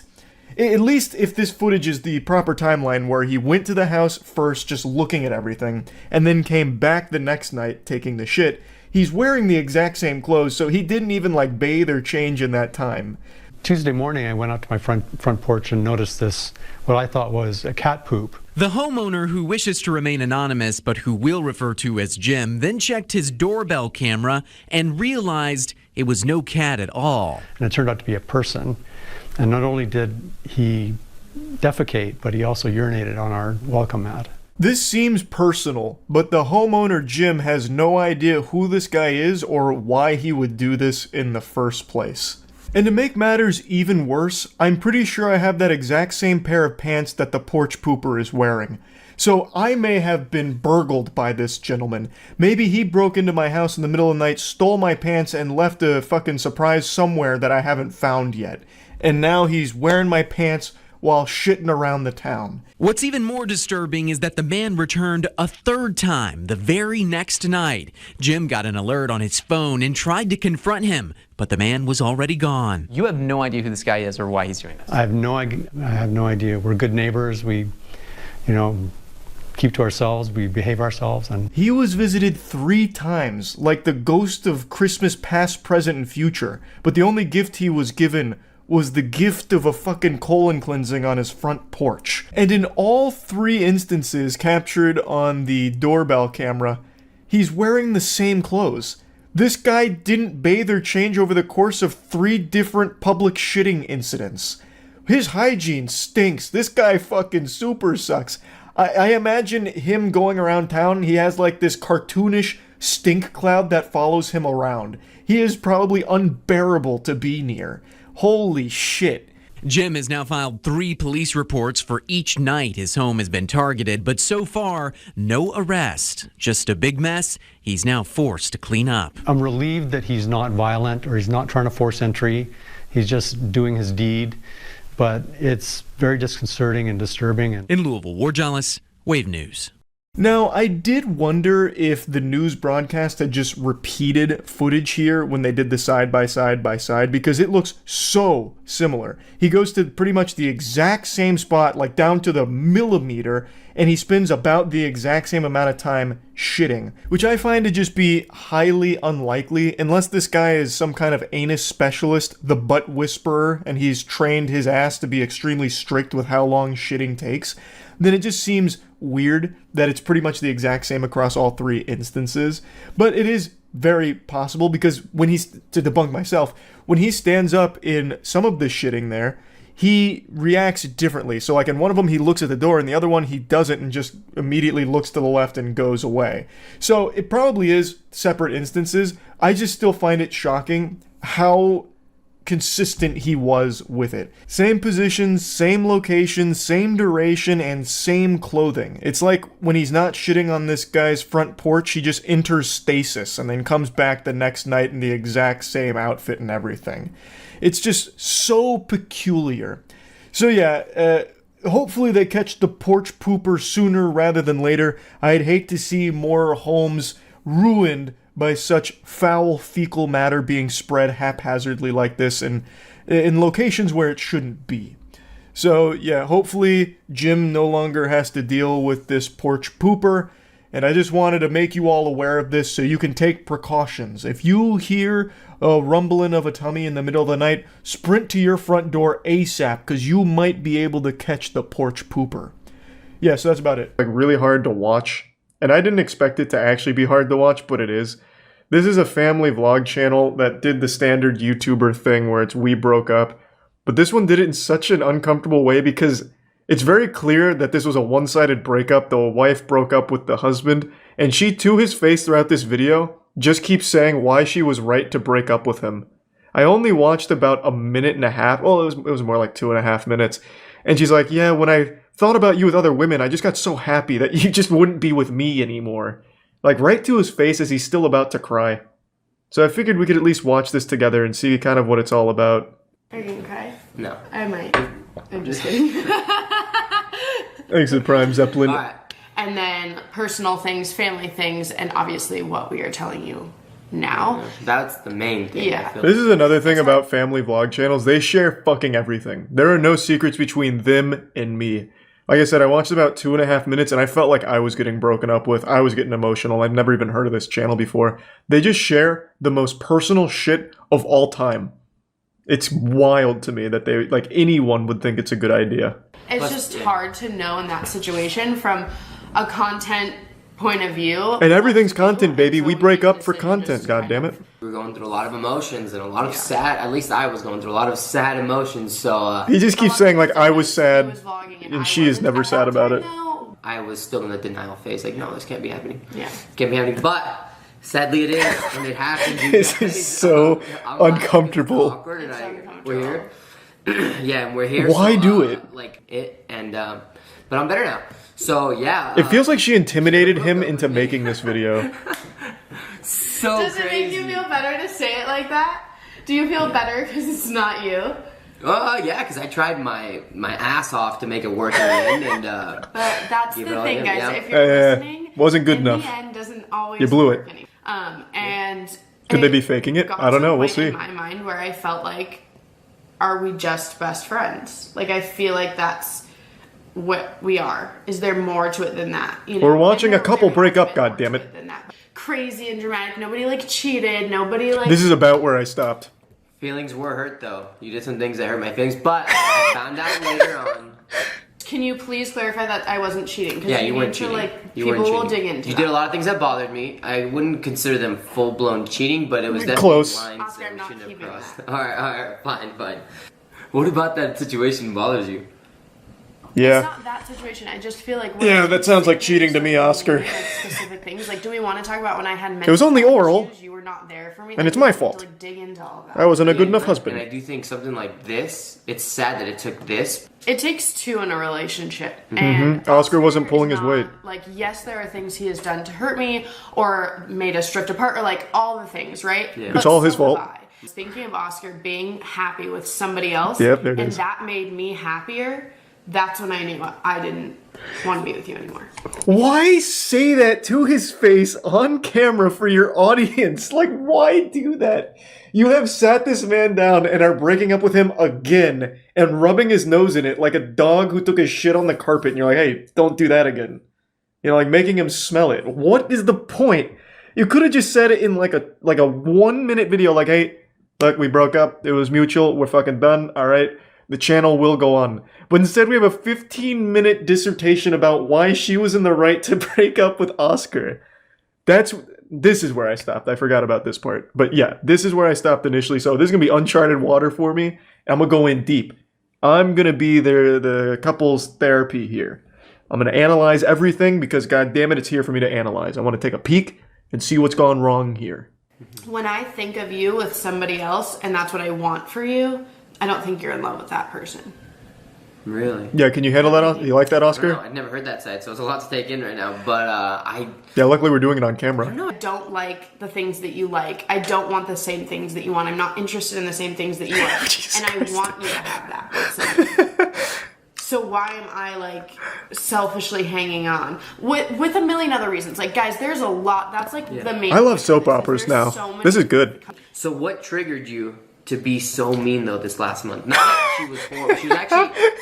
She was actually very nice to me during the actual breakup process. But there was a phase where like I was trying. Once I had decided that I didn't want to be with Oscar, I'm about to watch a fight. Tell him that because we were going on the. Like, I'm watching a domestic issue. So I instead. You were doing a lot to push me away. Not like in a. That subconsciously, I really was like self-sabotaging. Why would you do that? Come on now. Trying to get you to break up with me, so it wasn't me. I don't know. Even the cat's upset back there. It's pissing on your couch. Like as soon as I decide something, you know that. Like I want to say it. I want to tell you. I can't just like. This is just an argument. Yeah, this is. They're literally just arguing here. Tell you. Yes, I did explode a few times, guys, and I've worked on it. I've actually gotten way better at it over the years. Why? They sat here and recorded this, and then edited it, and they're like, "Yep, this is how we announce it.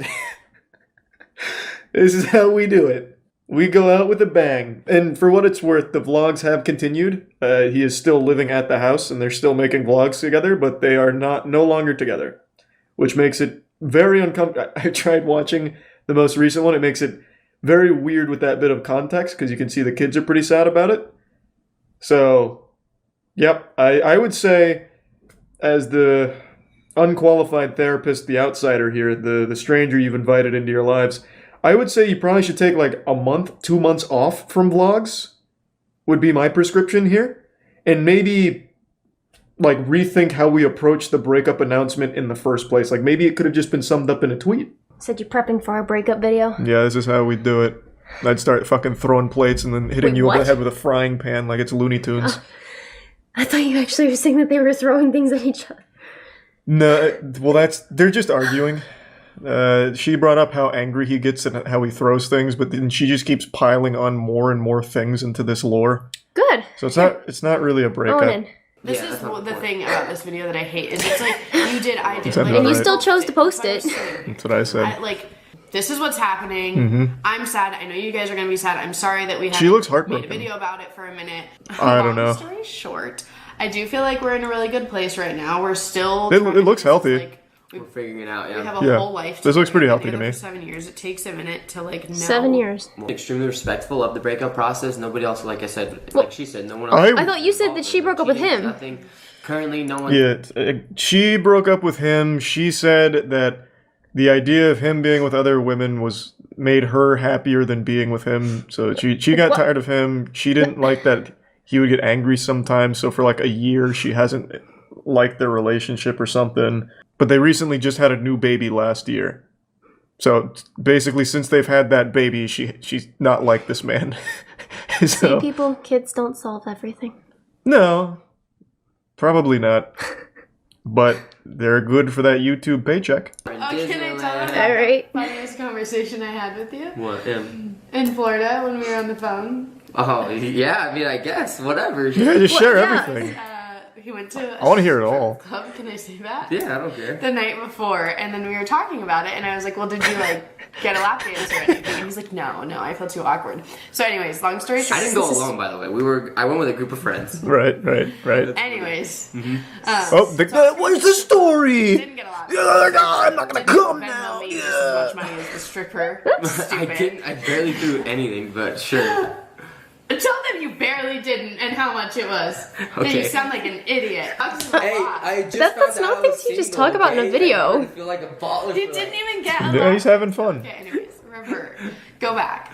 So then To be fair, it looks like it was miserable going through this breakup with do her. that, and I was trying to give him advice on like how to sleep with girls or like know when a girl wants to. And Jesus Christ. Oh my God, that is so- They are literally still married. about that. Like, I don't know, guys. Well, are they actually married or? Oh yeah, they are. They've been together for like 7 years now. So they're full on divorcing. It's not just a breakup. Like they're just Yeah, I think so. Like, I mean, like, they're talking about, like, still doing their taxes together, so it made me think that they were married, but they haven't said anything about, like, divorce. They just keep saying, like, a breakup. Yeah. Thanks. Are they, like, working through it, but staying married for the tax benefits? Like, is that... I have no idea. Thanks to the resub Pylon, Blunt, and the gift sub Satan. Good to see you, Satan. The Prime Jelly, resub Or, yeah, Ace, like, is it Dan, just, and Chronic, like, turning and into an Jam. open relationship? Like... I have no idea. What happens if I have a fifth kid, though? They have 4 kids. That's your new person's problem, not mine. Dude. Yeah, let's go, Oscar. We don't care. Yeah, that's where we're at. Vlog. We're done. He's like, alright, I'm just gonna end it here. Living in the same house with 4 kids, what could go wrong?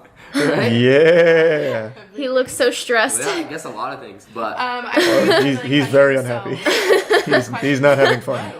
Leave your questions down below. We'll probably do a Q&A because why not? Yes, why not? You're already being open enough as it is. Everybody in our lives thinks confidence, I love it. The fact that you think after everything you put me through, I would be like, me, but you. This is so weird. I feel so bad right now. Besides some attitude here and there. This is. I don't know why they would upload this. I don't know. oh, there it is. This is 2 people that fucking hate each other, pretending they don't. Comforting to Oscar. Yeah. But guys, that was early on. That was Wow. rough. Yeah, no, that got worse and worse and worse. It was just a full-blown domestic dispute that they filmed. This is what I mean. Like, people literally live through YouTubers and their lives. Well, here, Oscar's glow up after this is about to be iconic.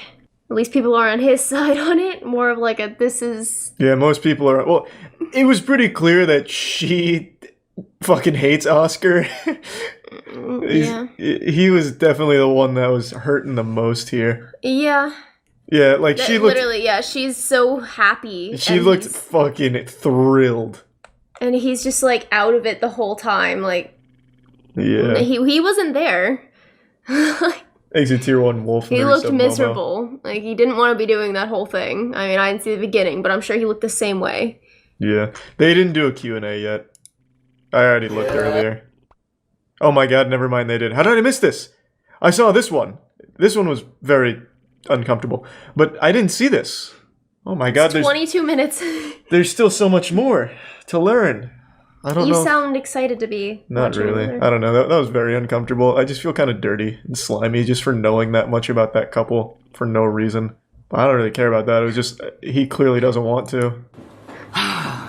And she's telling him how to get girls. I mean, this video so soon. I actually filmed. Oh, and one of their kids is watching this. That first, but because of so many questions, we're like, all right, we need to address something. Oh. I think the next time that we film a video in the kitchen, it needs to be a positive video. Yeah. Oh god. So I kind of thought that we would. Time to watch mom and dad fight on camera again. Like things that I wanted to. Yeah, you said nothing She the was whole mad. time, yeah. And I had to say anything because these are awkward conversations to have. You don't really know what. You don't have to have these conversations on camera. You really with don't. all the backlash. So and Yeah, like it's no. funny. We have like banter. Yeah. We're in a good place. Yeah. That sounds good. No. Yes.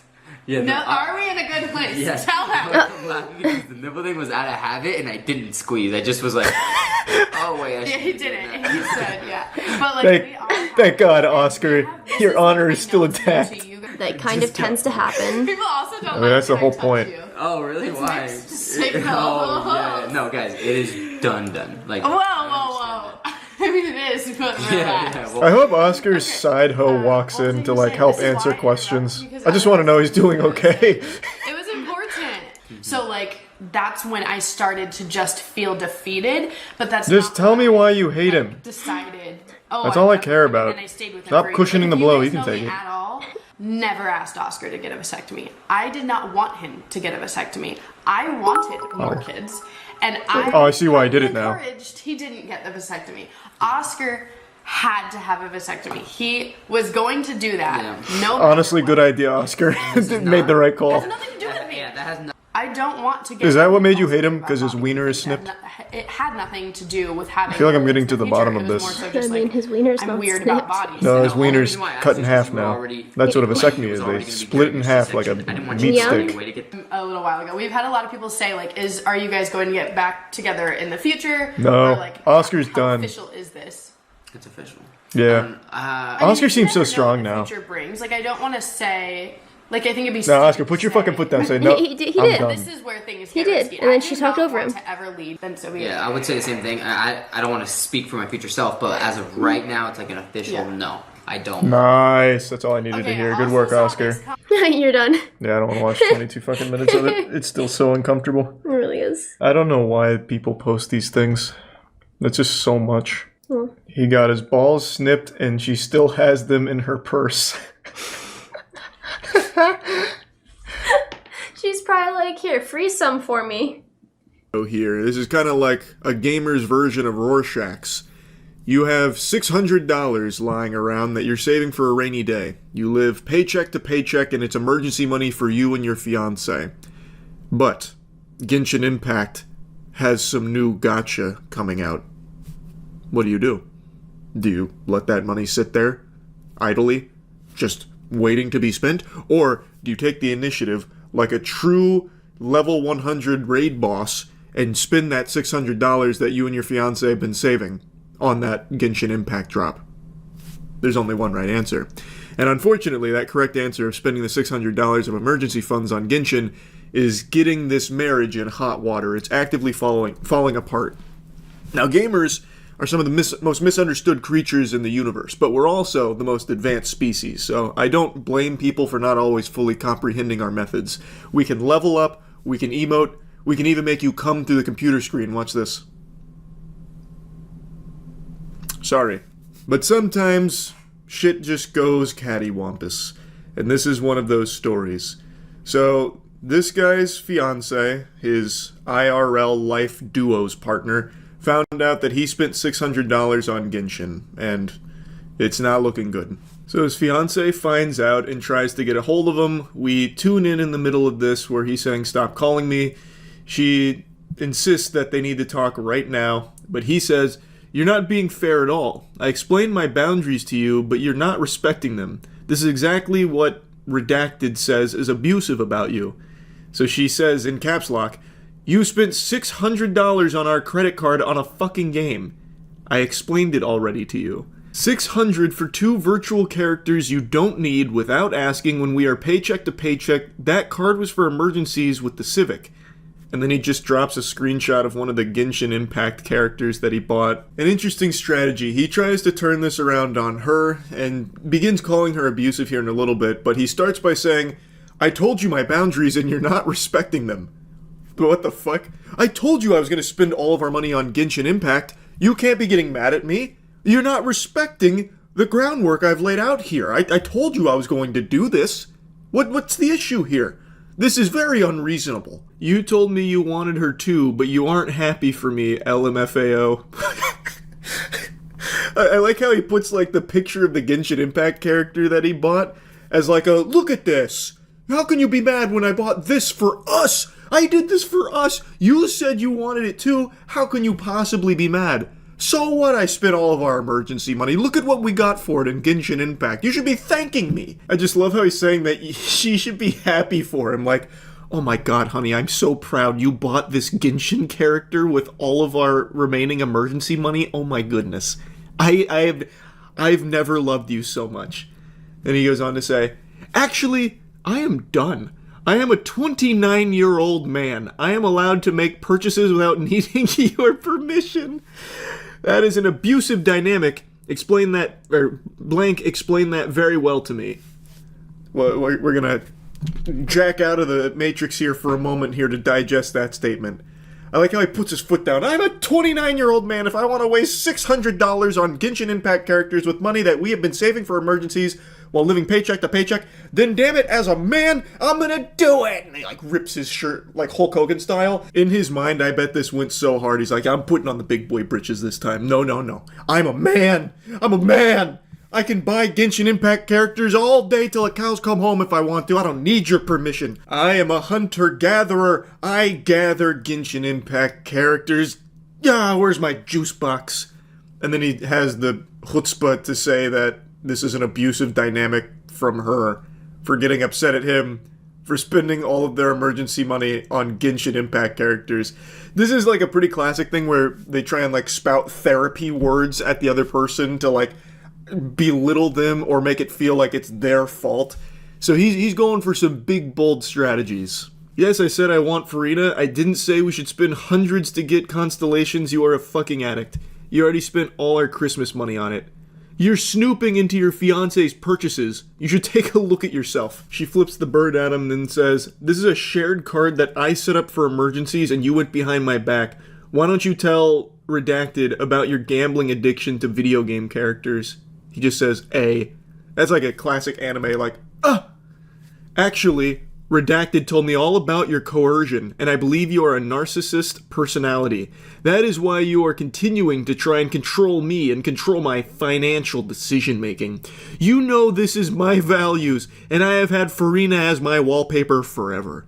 I refuse to be verbally abused for being myself. I'm battling anxiety, and you do not care at all. There's a lot that just went on here. So he tries to make her feel bad for looking into the finances, saying you should look at yourself, which is a crazy thing to say when it's a shared credit card that she set up and you went behind her back to use that money for yourself. Like, it's not like she was snooping. She set it up, and it is your joint credit card with her, so of course she's going to see it. We then get into some real pathetic stuff where he calls her a narcissist that's trying to control him and control his financial decision-making. Brother, this isn't financial decision-making, this is Neanderthal caveman gooner brain. This guy's saying that he's had Farina as his wallpaper forever, so he had to indulge in this obsession. Brother, it makes you sound like fucking Gollum with your Precious, where he's like touching his phone, like petting Farina's wallpaper. No, you don't get it. I've had this for my wallpaper forever. I had to waste our money on it. How can you be so heartless? You know I'm battling anxiety. And wasting all of our money on Farina? That helps. Farina's the only thing that can cure my anxiety. Do you want me to suffer? Is that what you want? I'm a 29-year-old masculine beast. I have to spread my wings sometime and waste all of our money on Genshin Gacha. You know this. I set those boundaries, you narcissist. He just has the gall to call her verbally abusive and controlling and a narcissist. Meanwhile, this unhinged goober just wasted $600 of their emergency funds for virtual Genshin characters. It's unbelievably pitiful. And he tries to blame her for not respecting his battle with anxiety. Hey, buddy, you know what's going to make that anxiety much worse? Having $0. I think that's going to make it a lot worse. Farina's not going to come to your rescue. She's not real. Sorry to hit you with the cold water. All you're doing is digging yourself into a deeper hole, and now you're losing your fiancé over it as well because you couldn't resist the urge to waste your money with her on this game behind her back. Everything pops off here in Act 4 of this. He spirals out of control. I don't want to get married to you. I'm not talking on the phone. So now he's the one calling the marriage off. If you can't respect me wasting all of our money on Farina and Genshin Impact characters, then we're just not meant to be, you narcissist. You thought that you could control me? You can't control me. I'm like Michael Jordan in his prime. You can't control me. You can only hope to contain me, but you can't do that either because I'm hard addicted to Genshin Gacha, and I will waste all of the money that I ever see in my life on it. I emailed screenshots for my appointment tomorrow. Thank you for... Oh, sorry. I emailed screenshots for my appointment tomorrow. Thank you for giving me a horrible anxiety attack and ruining my night. And no, I didn't do a fucking thing with Farina yet because of your calls. That's heartbreaking. I spent all this money on Farina, and you yapping and blabbering about how bad and big of a deal it is has prevented me from spending time with Farina. You proud of yourself now? I didn't even get to use Farina yet. As he's like shedding tears, profusely crying in his bathtub. She then makes a threat that sends him off the rails. This was threatening the nuclear option. She said, I'll call Capital One and dispute the charge. Your account will be banned. I have no doubt when he read that, his heart sank. The pit in his stomach expanding to a black hole in his soul. All the color in his world turned to gray as he was faced with the possibility of losing Farina. He said, try it. You'll lose me forever. Why? I'm going to Scottsdale for the night. Stop calling me for 12 hours and we can talk then. Good night. Will you please answer my mom? Please? So, during this, his mom, I guess, was trying to get involved. Like, how can you do this to my son?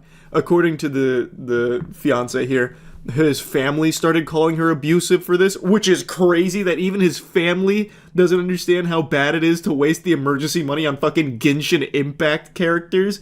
So his mom, I guess, was trying to call to give her a piece of her mind, an earful on this. Like, how unreasonable can you be to my son, you abusive narcissist?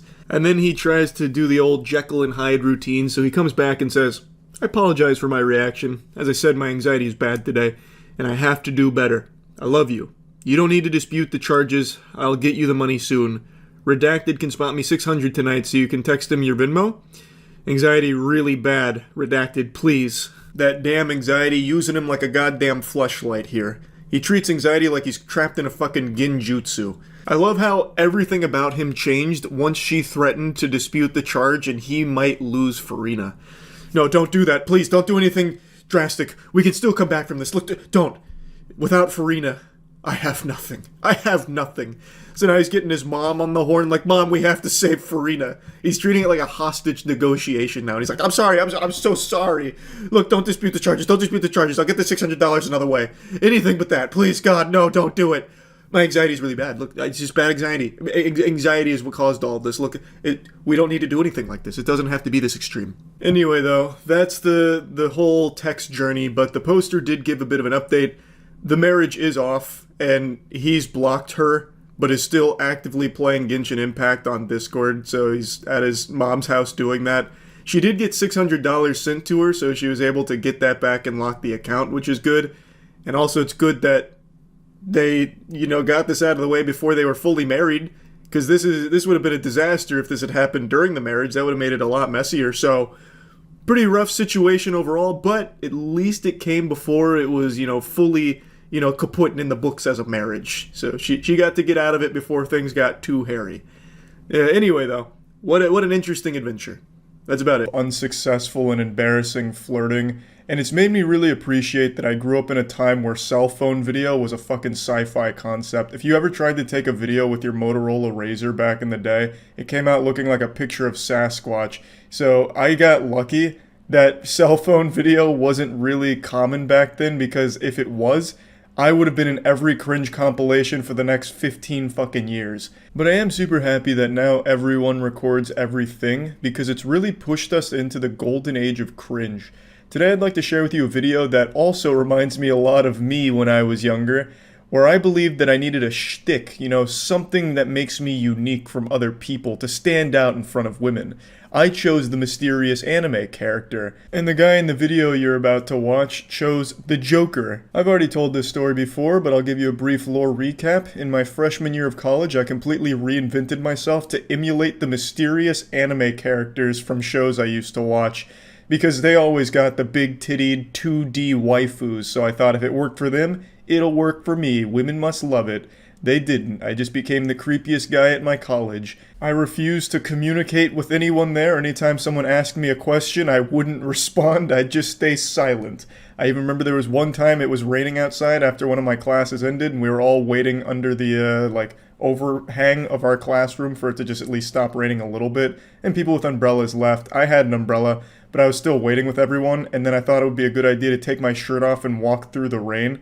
So I did that. I fucking ripped my shirt off like Hulk Hogan, threw it in the trash, and just walked shirtless through the rain all the way back to my dorm.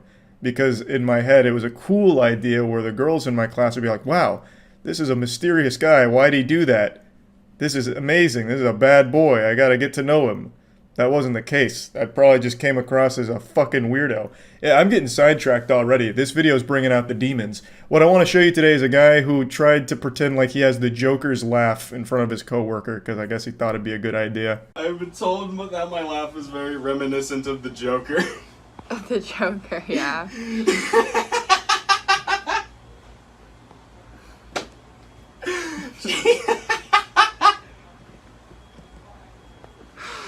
I hear it, I think, yeah.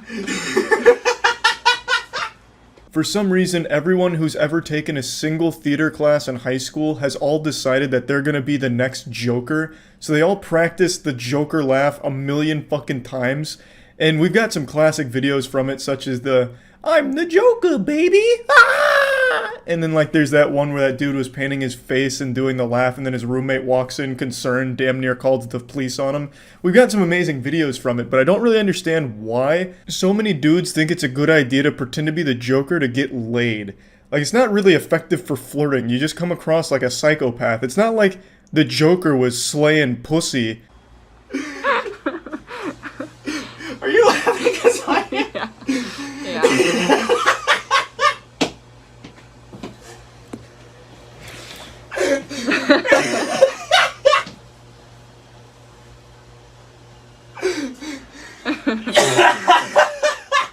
The fake laugh from her here is painful, but he's doubling down. He's cackling. I have no doubt he practiced this in the mirror moments before unleashing it in the wild here. He said, "Today's the day.